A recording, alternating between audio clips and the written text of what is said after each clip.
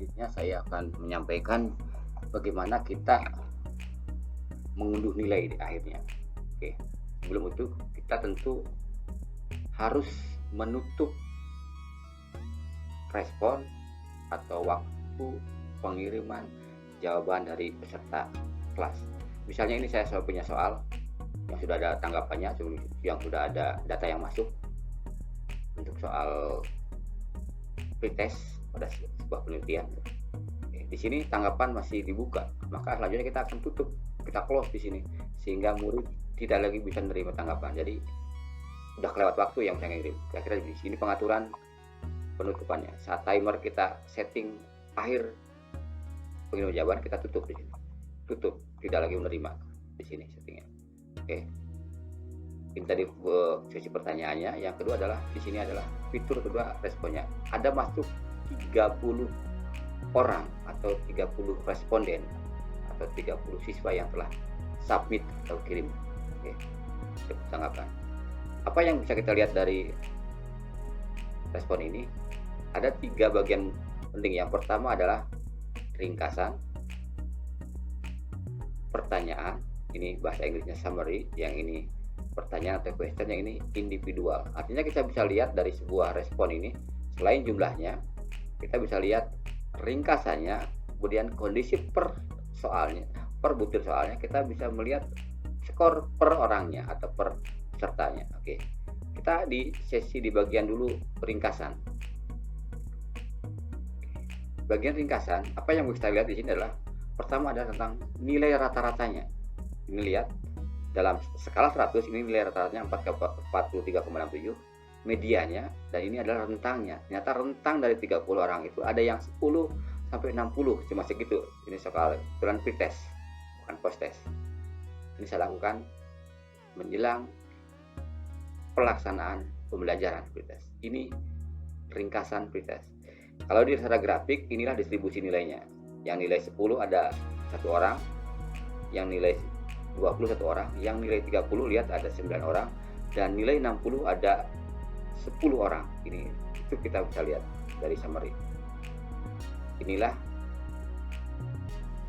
itu pertanyaannya. Dan ini responden yang mengirimkan ya. Oke, kita beli ringkasan. Oke. Kalau ke pertanyaan, kita pengen lihat apa yang ada di pertanyaan, kita akan bisa lihat seperti ini. Oke. Yang penting di ringkasan ini kita bisa lihat distribusi pencapaian nilai, dan yang utama lagi adalah kondisi per butir soal. Kita bisa menganalisis butir ini bahwa dari 30 responden yang mengirim, ini untuk soal atau soal nomor berapa di sini, nomor berapa di ada di cerita, yang kata kuncinya adalah definisi. Kita tidak pernah memberikan nomor soal, tidak perlu nomor soal.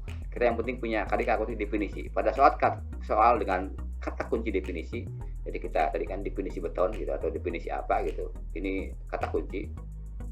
Bapak Ibu atau kita harus ingat definisi itu redaksi lengkapnya soalnya seperti apa. Itu yang ingat kita sendiri. Jadi nggak perlu panjang-panjang seperti definisi beton adalah, nggak begitu. Tapi kita punya kata kunci definisi dengan soal lengkapnya definisi beton. Ternyata ada 22 orang benar dari 30 yang mengirim. Ini 73% distribusi seperti ini. Yang ini untuk butir soal yang lain, kata kunci jenis finishing. 10 orang hanya yang menjawab benar, yang lainnya salah, 2 yang inilah. Yang menjawab pilih opsi 1, opsi yang benar ini ada 10%, opsi yang kedua 26%, opsi dari ini 10/30, 30%, 10 orang 33%. Yang menjawab opsi yang kedua dan terusnya ini 8 orang, 26 dan terusnya. Butir yang lain seperti ini 20 orang menjawab benar, ini 66%. Opsi yang lain ini distribusinya, ada yang memilih opsi 1 5 orang, opsi 2 yang benar 20 orang, opsi yang ketiga 1 orang memilih, opsi keempat mengisi 4 orang, kira-kira seperti itu. Ini untuk setiap butir. Kita bisa melihat bagaimana responden menjawab atau jumlah Jadi di summary ini kita bisa lihat kondisi distribusi nilai per orang, bisa juga distribusi sebaran per butir yang menjawab. Apa yang bisa maknai dari sini, bahwa misalnya seperti ini, untuk butir menentukan bahan, ini distribusinya normal, relatif. Ini soal kelasnya kelas sedang. Jadi kalau soal seperti ini lumayan. Ini kalau soal seperti ini artinya ini distribusinya nggak jiglok, hampir semua orang bisa menjawab betul. Ini artinya soal mudah. Satu ciri, ini lumayan sangat bagus distribusinya. Sepertiga dia jawab benar, yang lainnya salah, kira-kira gitu. Sepertiga. Soal itu ciri yang baik adalah bisa memilahkan yang bisa dan yang tidak bisa. Jangan soal itu intinya benar semua atau jawab semua. Jadi harus bisa ada yang ini. Soal ini kalau didistribusikan, ini soal yang kondisinya adalah susah.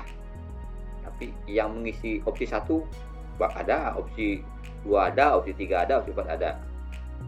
Tapi soal ini adalah tingkat kesulitannya tinggi, hanya 13% yang bisa mengisi benar, atau 4/30. Tapi opsi yang lain ada yang mengisi. Kalau ada soal dengan opsinya tidak ada yang menjawab, berarti opsi tersebut kita lihat apakah ada soal yang lain. Misalnya seperti ini, ada opsi yang tidak dijawab. Ini berarti opsi ini tidak jadi pengecoh, percuma ini. Harusnya setiap butir itu ada yang menjawab. Definisi ini soal ini sangat mudah gitu, pasti sangat mudah. Pengecoh bagian ini adalah tidak berfungsi, kira-kira seperti itu. Ini soal ini mudah, distribusinya hampir normal. Sayangnya di sini pengecoh 1 tidak berfungsi. Itu yang bisa kita lihat dari kenapa kita pakai Google Form, sehingga kita tahu atau bisa menganalisis butir per butir. Dengan kondisi ini kita bisa perbaiki, opsi ini kita ganti, gitu kan, sehingga menjadi pengecoh, kira-kira begitu. Oke, sekarang kalau udah kita lihat summary-nya, kita bisa lihat per individunya. Kita lihat per individu itu dengan skornya berapa. Kita bisa lihat ya nilainya 50, si namanya Fahri ini nilainya 50, dan dia yang betul ini, nomor ini yang betul, nomor soal ini yang salah.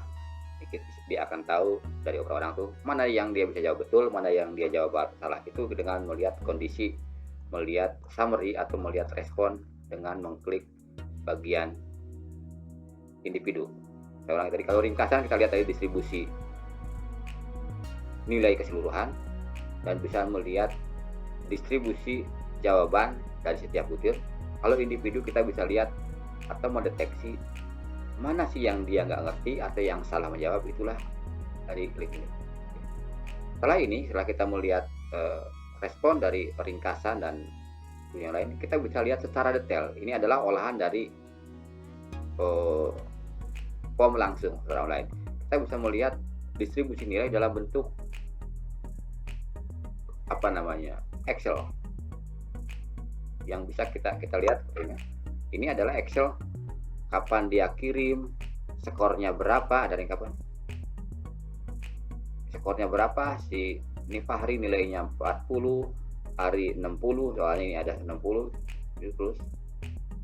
Kira-kira seperti ini butir soal jawaban orang per orangnya. Yang berikutnya. Yang penting dari sini yang kita lihat adalah kapan dia ngirim, skornya, dan namanya. Ini kita bisa unduh atau kita bisa download sebagai database atau rekap hasil nilai kita. Ini adalah hasil unduhan untuk soal yang kita buka baru selesai. Apa yang bisa kita lihat di sini? Kita harus aktifkan dulu enable editingnya sehingga bisa kita edit. Yang bisa kita lihat di sini adalah bahwa ini dua ini yang jadi penting. Kita bisa tandai dua ini, skornya sama namanya. Ini mah hanya butir-butir soal jawabannya yang diberikan, nggak begitu penting. Skor dan namanya ini bisa kita ambil copy untuk diolah dan seterusnya.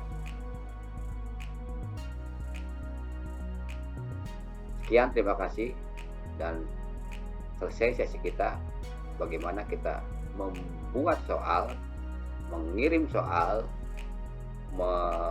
menganalisis butir. Yang keempat adalah mengunduh nilai